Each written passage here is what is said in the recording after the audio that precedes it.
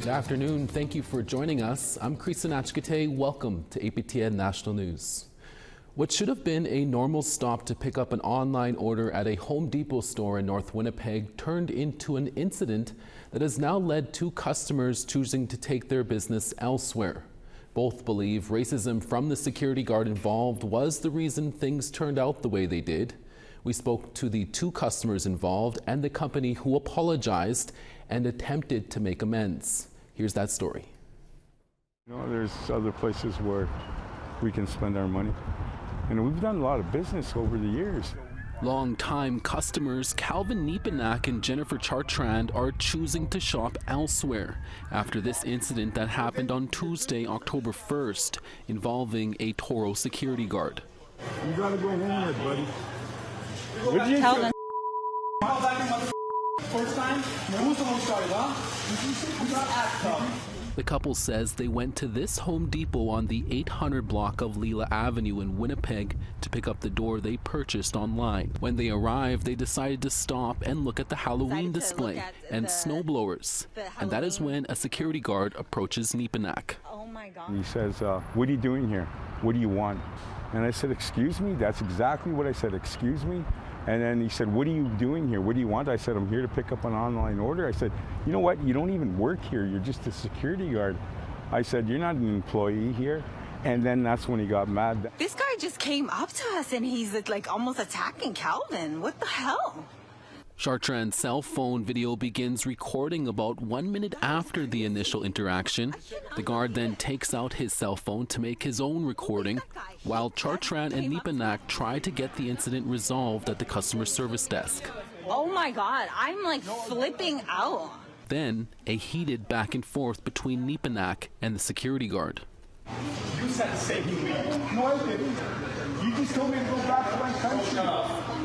Chartrand says she wanted to record everything, fearing that if she didn't, the interaction could have been a lot worse. Because I've heard these stories go terrible, you know? I fumbled for my phone and I instantly went live. Look at that. Look at that. He's still going at it. He's still going at it. In the end, they were told by the security guard to leave the store, both upset and without their purchase. We were completely humiliated. Absolutely. I felt like a criminal when we weren't. Home Depot reached out to them to apologize and say they started an investigation. In a statement, a Home Depot spokesperson said, "We take these matters seriously, and the actions of the third-party security guard involved were unacceptable and did not align with our values. Customer service, respect, and safety are always a priority. I can tell you that the security guard involved is no longer at this store."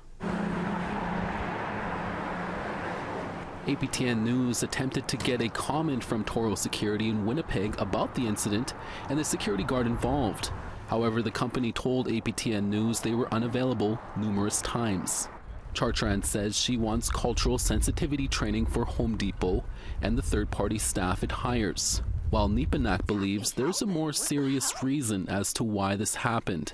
And after years of being watched and followed in other stores, Niepenak decided to take a stand on this day. It's, how do you say it, racial profile. That's exactly what it is, you know, and I happen to look very indigenous, you know, but there's nothing I can do about that. Home Depot also said they offered Niepenak and Chartrand their online order for free, along with free delivery to their home and an added Home Depot gift card for the trouble they went through. The couple said they did not accept the offer. We will bring you any updates from this story in the days ahead. The Seing Anishinaabe First Nation in Manitoba held a somber healing event on Monday in the aftermath of suddenly losing one of their members. Last Monday, a 26-year-old woman was murdered in the community. On October 14th at around 12:20 a.m., Powerview RCMP received a call about a woman being assaulted on North Shore Road in Seing. They located a woman on the side of the road where she was pronounced deceased. On Wednesday, RCMP charged a 15-year-old boy with second-degree murder. The next day, they charged an additional suspect, 20-year-old Lexi Fontaine, also charged with second-degree murder. Both suspects remain in custody while the investigation continues. The First Nation is located about an hour and a half north of Winnipeg. The Manitoba Métis Federation held its annual General Assembly over the weekend, welcoming thousands of Red River Métis virtually and in person in Winnipeg. On Saturday, the MMF announced a $2 million investment in the Red River Métis 60-scoop bridge to Justice Fund. The fund will give advance payments of up to $5,000 to Red River Métis 60-scoop survivors to provide immediate financial relief.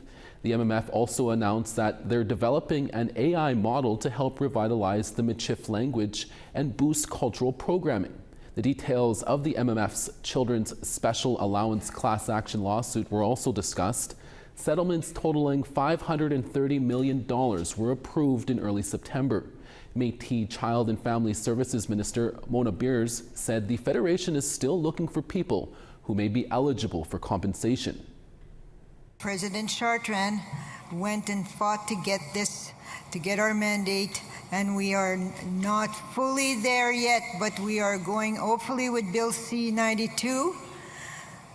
But we don't wait for that. We take care of our children. We make sure they're in culturally appropriate places. We make sure they're culturally aware, and we always in the best interest of the child.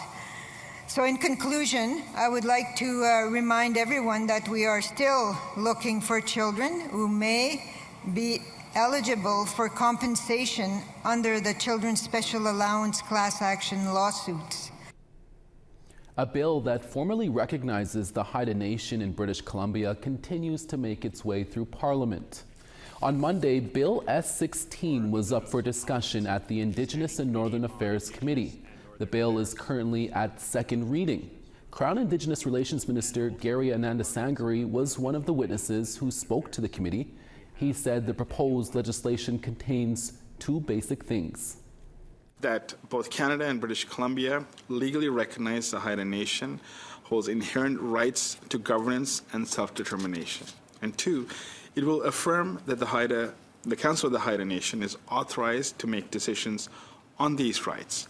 They will be able to act as a distinct legal entity with the capabilities of a natural person. Now to British Columbia, where the three Indigenous candidates were profiled on Friday have all won seats in the provincial legislature. NDP incumbent Joan Phillip won Vancouver Strathcona by a large margin, with 68.8% of the vote, more than 3 times more than second-place finisher Conservative Scotty Muller. First-time Conservative candidate Aliyah Warbus won in Chilliwack Cultus Lake over her nearest rival Kelly Padden of the NDP. And first-time NDP candidate Tamara Davidson won her constituency of North Coast Haida Gwaii, also by a wide margin over Conservative Chris Sankey. Just which party governs BC for the next term is still too close to call. A recount is being held, and the results are expected to come in between October 26th and October 28th. We're always looking for your feedback or new story ideas. Here's how you can continue the conversation with us. If you have a story you want to share, don't be shy. Send us an email to news@aptn.ca. To read and watch our stories you may have missed, go to www.aptnnews.ca. You can also find us online on your favorite social media sites, including TikTok, LinkedIn, and X. And you can watch this newscast anywhere, anytime on YouTube. Make sure to follow APTN News to join the conversation and see our latest stories. The late Algonquin NHL Hall of Famer George Armstrong and his family was recently honored this week. We'll tell you how in about 3 minutes. Stay with us.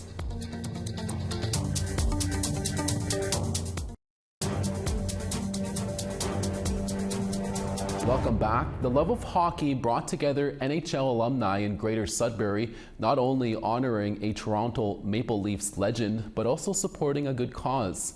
During the official ceremony renaming the arena in Garson as the George Armstrong Community Centre and Arena, his nephew, NHL linesman Dan McCourt, ensured facts were accurate about his uncle.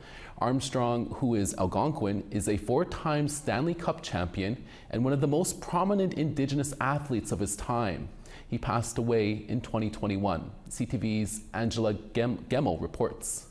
He was born in Bolins Bay, not ski. His father was Scottish, not Irish. NHL linesman Dan McCourt ensures facts are accurate about his uncle, the late George Armstrong. The arena in Garson now bears the name of the hockey legend nicknamed Chief.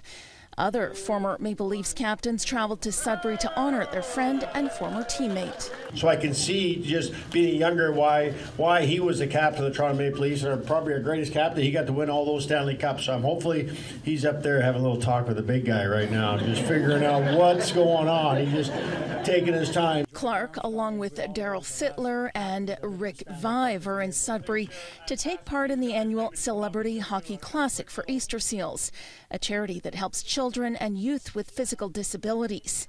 The event is all about inclusion. George being one of the first Indigenous hockey players to play the game, we were also one of the first celebrity hockey events that hosted an all-Indigenous team. So they've been a big part of this event when it first started, and they're here with us again 3 years later. Armstrong's son says his father didn't like the spotlight, but used his hockey status to help others. Giving back was always important to him, and it was something that he kind of taught us. So even after I stopped playing, I coached.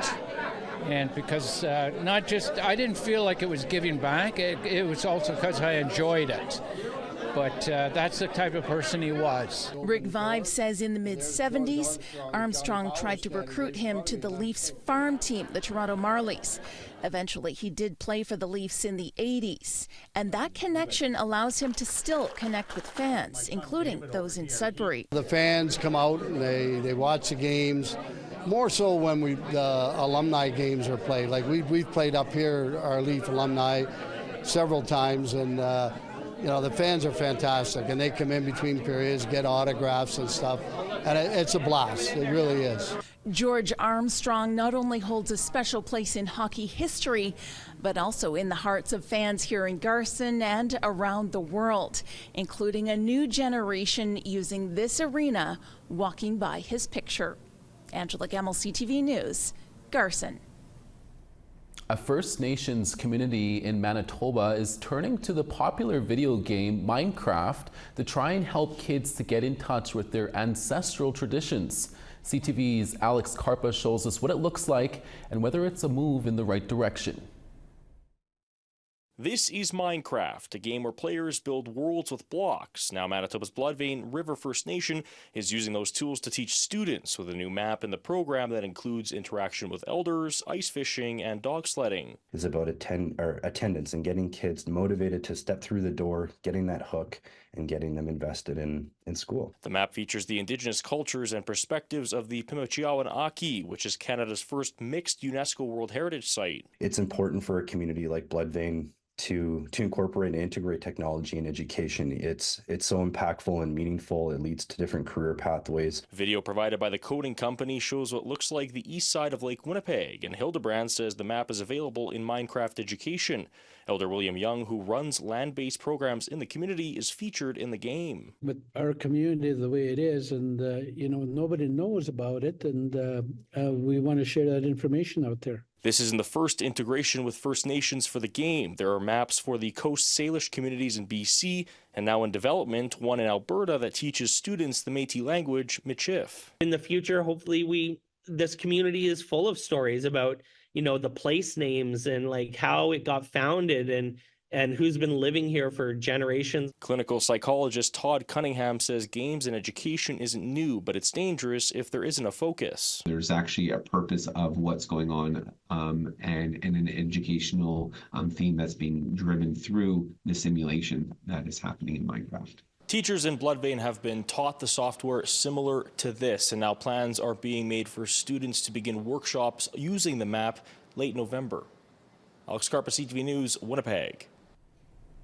The Governor-General of Canada is our next guest in an all-new episode of Face to Face tonight. She recently spoke to our Dennis Ward in Ottawa. Mary Simon is the first Indigenous Governor-General of Canada, a position that has always drawn criticism. But last year, Simon had to shut down comments on social media accounts due to racist, sexist, and abusive comments. She says it is much more toxic today for people in public life. Here's a preview. Yes, there's been a lot more social media attacks. It's like on myself when I was first installed. A lot of women leave their positions because of the horrific comments that people make against them. So I think it's more challenging. It's mainly a lot more in regards to women and girls, and also Indigenous women and Indigenous girls especially. And it also happens to men, but not to the same degree. So it is more challenging. People are looking to see whether they in fact want to be in public life, you know. So we have to counter that, and I'm working hard to work with others to see how we can do that. Definitely make sure to catch that episode of Face to Face with our Dennis Ward on APTN later today. We now want to tell you about this week's web poll question. Over on our website, we ask, do you understand why chiefs at the Assembly of First Nations voted to renegotiate an agreement on reforming the on-reserve child welfare system? Your answers are yes, no, or need more information. Go over to aptnnews.ca to have your say. Youth from the Pikangikum First Nation in Northern Ontario recently took part in a photography camp with the help of historical photo curator Paul Sisiquasis. That interview when we come back in less than 3 minutes.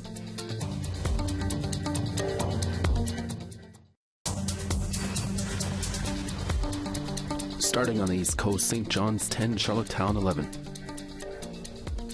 Maine 4, Cartwright 6. Gaspé 9, Val-d'Or 12. Ottawa 16, Sault Ste. Marie 13. 24 in Timmins, Thunder Bay 13. God's Lake 0, Pugatawagan -1. 6 in Gimli, Princess Harbor 2. 2 in Yorkton, -2 in Saskatoon. LaRange -3, Stony Rapids -5. +3 in Peace River, Fort McMurray +1. 10 in Lethbridge, Calgary 5. Tofino 11, Campbell River 10. Fort Nelson +1, Dease Lake 0. -4 in Watson Lake, Mayo -3. 0 in Yellowknife, -3, Wrigley. Sachs Harbor -5. Chesterfield -2, Baker Lake -4. And Clyde River -2, Arctic Bay -5. Over the past week, youth in Pikangikum First Nation in Northern Ontario have been taking part in a photography camp. Celebrated Cree author and historical photo curator Paul Sisiquasis was also there to help out. For some, it was the first time they'd ever used a camera. For more on this project, Dennis Ward spoke to Harvey Turtle, a cultural teacher with the land-based program, along with Leo Quill, who is the program manager of the Youth Hub, and senior project manager Carolina Budiman. Here's that interview. Thanks to you all for taking some time here for us today. Harvey, let's start with you. Can you tell us about the photography camp? Oh, it went pretty good. Like, everything went well. The youth had a good time, fishing, hunting. It was windy and rain. Other than that, the youth had a good time out there. For the program I'm working with for the youth here, everything is going well so far, and I'm looking forward to the near future for more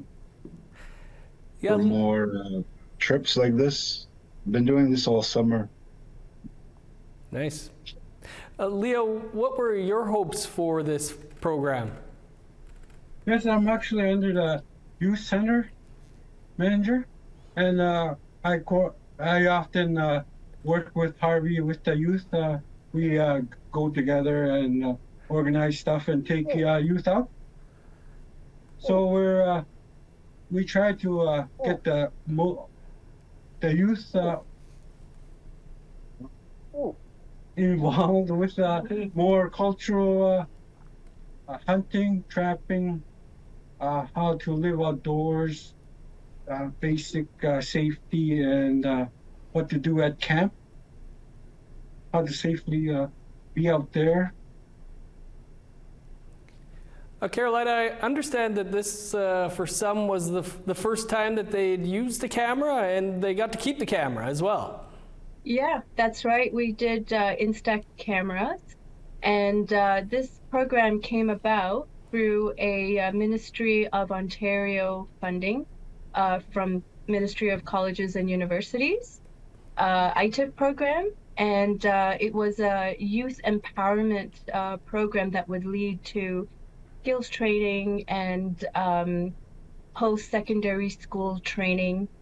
So in Pikangikum, the education protocols rely on land-based programs to build up leadership skills. So Harvey and Leo do that already in community and out of community. Okay. Our next project is actually to build a land-based education center on the land. Yeah. Nice.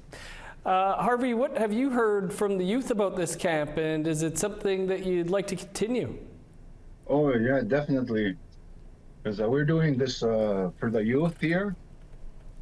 Usually youth have, because some of the youth and parents here don't have camps or trap lands to go to. Okay. And mainly those are the youth. We take them to camps that are only how do you say that, like camps 45 yeah an hour away, 45 minutes an hour away. 45. Yeah. Well, camps that are only accessible by float plane. Hopefully I'll keep that going next season. Mm-hmm. It's been pretty good so far. Nice. Carolina, what have you heard from the youth who took part in this photo camp? Well, for many, as you've mentioned before, it was the first time handling a one-time use camera. It was a very unique experience for them because they actually got the photo, the product, right there in a few minutes. It's not like they needed a phone and have it saved on the phone. And it coincided quite nicely, actually, with an elders housing complex that we opened. So we shared those photos with the elders at the opening. And it was really quite awesome to see. The youth are very proud of the land and the beauty of their surroundings, and to have that contained in a photograph was really special. They had 200, I think, negatives, and they went right through it. Yeah. So it was very good. Definitely some beautiful territory up there to be taking photos of. Leo, Harvey, Carolina, we'll leave it there, but thanks for talking to us about this program and for the work you're doing up there with the youth. Thank you. Thank you for having us. Thank you, Dennis, and that's your midday newscast for this Tuesday, October 22nd. Dennis will be back for your 5 p.m. national newscast. Thank you for watching.